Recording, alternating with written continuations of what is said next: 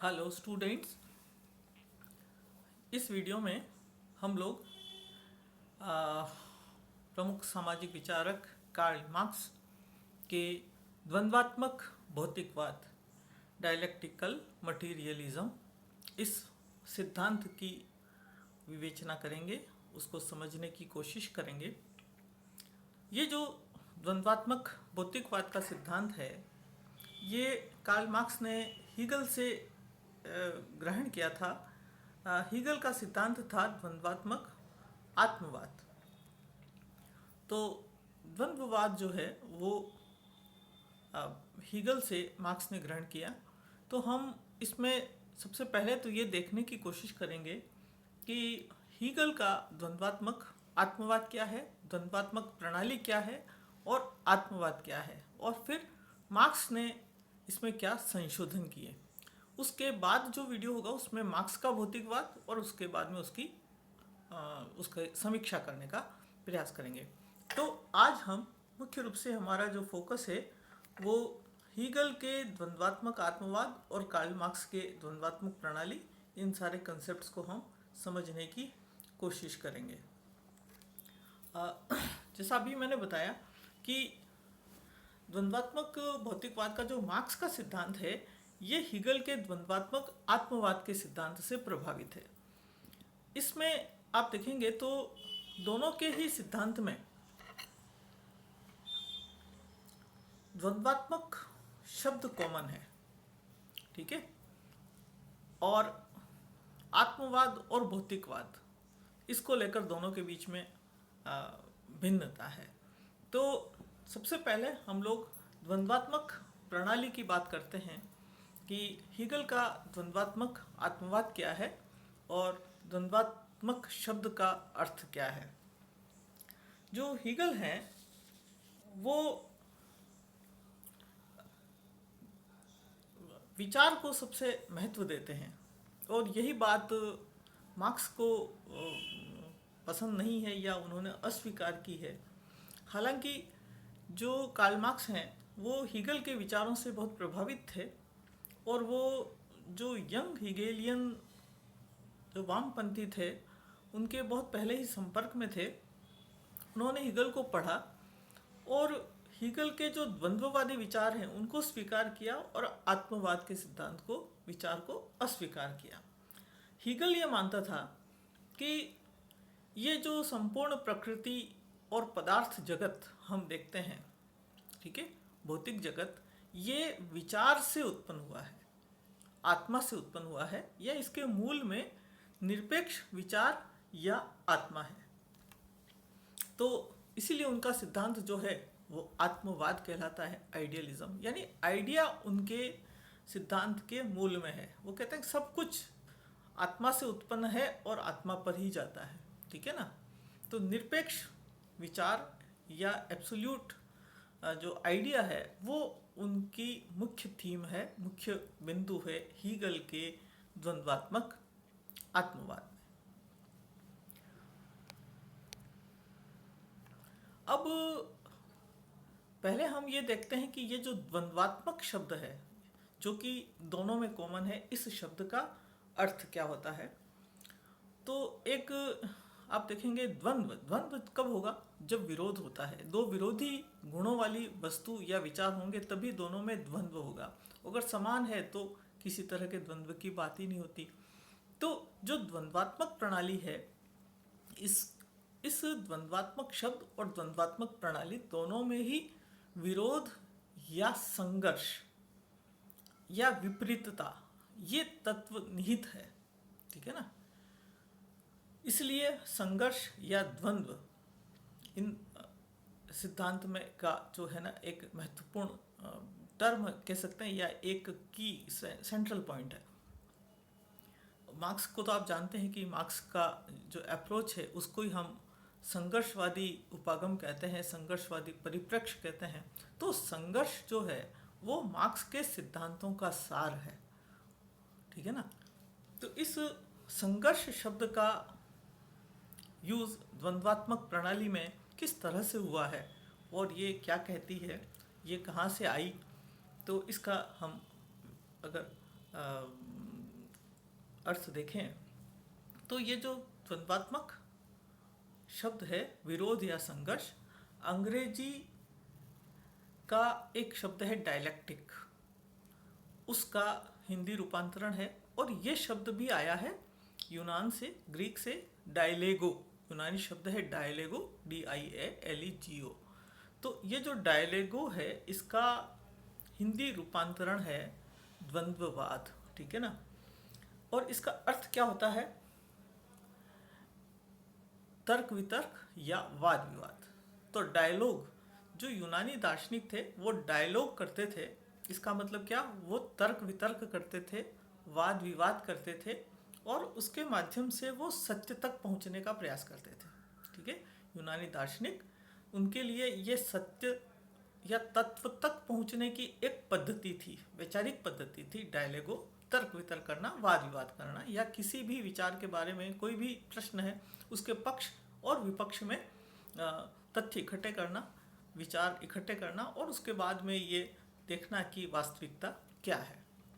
तो हीगल ने ये जो डायलेक्टिकल जो शब्द है या द्वंद्वात्मकता है, इसको वहाँ से ग्रहण किया है और उन्होंने कहा कि हमें भी इस विश्व की व्याख्या करने के लिए इस द्वंद्वात्मक प्रणाली का प्रयोग करना चाहिए और उन्होंने ऐसा किया। तो हीगल ने क्या कहा, वो कहते हैं कि प्रकृति या समाज के विकास को अगर हमें समझाना है, ठीक है, प्राकृतिक या सामाजिक घटनाओं और इनमें जो विकास है, इनमें जो परिवर्तन है, इसको अगर हमें समझाना है तो हमें इस द्वंद्वात्मक प्रणाली के आधार पर व्याख्या करनी चाहिए। और ये द्वंद्वात्मक प्रणाली क्या कहती है? हीगल कहता है कि संसार की प्रत्येक वस्तु द्वंद्वात्मक या संघर्ष के तरीके से विकसित होती है, बदलती है या गति प्राप्त करती है, ठीक है। यहाँ एक बात और मैं आपको बता दूं कि हीगल और मार्क्स दोनों में द्वंद्वात्मक प्रणाली कॉमन है, इसको लेकर के दोनों ही समानता रखते हैं, ठीक है। दूसरी बात ये कि ये दोनों ही विचारक परिवर्तन को शाश्वत मानते हैं। ये कहते हैं कि इस विश्व की कोई भी वस्तु स्थिर नहीं है, मतलब गति या परिवर्तन तो सृष्टि का शाश्वत नियम है, ये यूनिवर्सल ट्रुथ है, सार्वभौमिक सत्य है। तो परिवर्तन तो होता ही है, लेकिन परिवर्तन कैसे होता है और क्यों होता है, इस प्रश्न का जवाब उन्होंने देने की कोशिश की। तो हीगल ने क्या कहा, सबसे पहले हम लोग हीगल की बात कर रहे हैं, तो हीगल ने कहा कि इस विश्व की प्रत्येक वस्तु बदलती है, लेकिन उसके बदलने का तरीका क्या होता है? द्वंद्वात्मक तरीका। और वो द्वंद्वात्मक तरीका किस तरह का है, उसमें उन्होंने 3 शब्दों का प्रयोग किया है जो आपको दिखाई दे रहे हैं, वाद, प्रतिवाद और संवाद।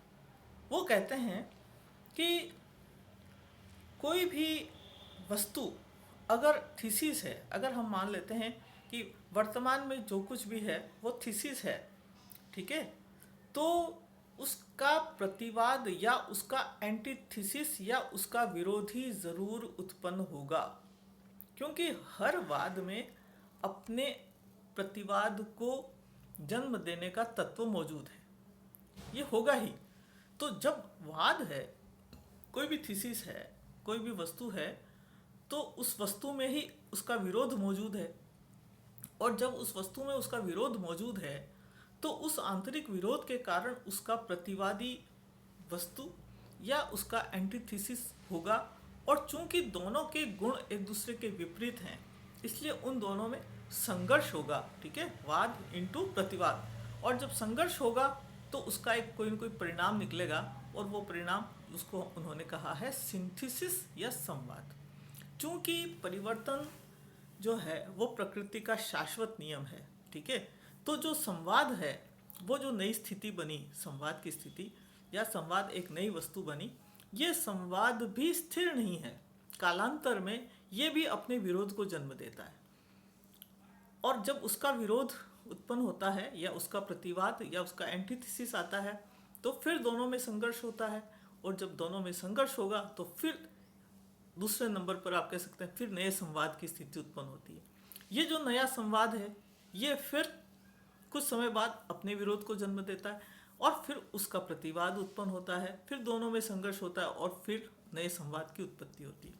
तो ये जो द्वंद्वात्मक प्रणाली है, ये द्वंद्वात्मक प्रणाली मूल रूप से ये बात कहती है कि इस विश्व में समस्त घटनाएं जो बदलती है, चाहे वो सामाजिक हो चाहे वो प्राकृतिक हो, वो इस वाद प्रतिवाद और संवाद के क्रम से ही घटित होती है, विकसित होती है, बदलती है और परिवर्तन होती है। तो जो भी परिवर्तन आएगा वो द्वंद्वात्मक तरीके से आता है, वाद प्रतिवाद और संवाद के तरीके से आता है।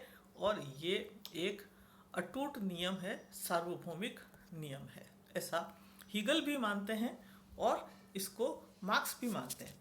तो परिवर्तन सबसे महत्वपूर्ण है और परिवर्तन का तरीका कौन सा होगा, द्वंद्वात्मक या संघर्ष पर आधारित, और उसमें वाद प्रतिवाद और संवाद, ये तीन शब्द सबसे महत्वपूर्ण है जिसको आपको मतलब समझ लेना है। अब ये जो प्रणाली है द्वंद्वात्मक, इसको लेकर के मार्क्स और हीगल दोनों ही समान मत रखते हैं, दोनों के विचार बिल्कुल समान है, ठीक है ना। हीगल और मार्क्स में अगर समानता देखनी हो तो द्वंद्वात्मक प्रणाली को लेकर के है, लेकिन विरोध किस बात को लेकर के, दोनों के बीच में असमानता क्या है। हीगल कहता है कि ये जो संघर्ष और विरोध और द्वंद्व चलता है, इसके मूल में जो है वो आत्मा या विचार है, ठीक है।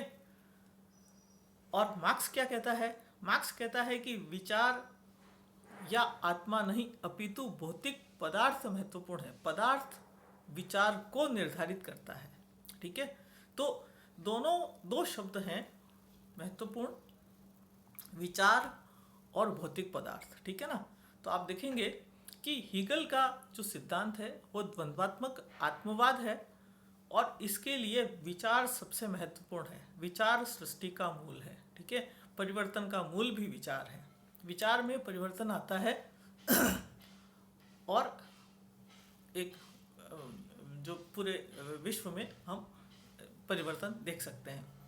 और मार्क्स कहता है कि भौतिक पदार्थ महत्वपूर्ण है, ठीक है ना। तो परिवर्तन शाश्वत प्रक्रिया है, परिवर्तन संघर्ष के माध्यम से होता है। इन दोनों बातों को लेकर के हीगल और मार्क्स समानता रखते हैं, लेकिन परिवर्तन का कारण क्या है, सृष्टि का मूल क्या है, उसको लेकर हीगल और मार्क्स दोनों के विचार भिन्न हैं। हीगल कहते हैं विचार मुख्य है, मार्क्स कहता है भौतिक पदार्थ मुख्य है। हीगल कहता है विचार वस्तु को निर्धारित करता है, मार्क्स कहता है कि भौतिक पदार्थ विचार को निर्धारित करता है। तो दो शब्द विचार और पदार्थ, ठीक है।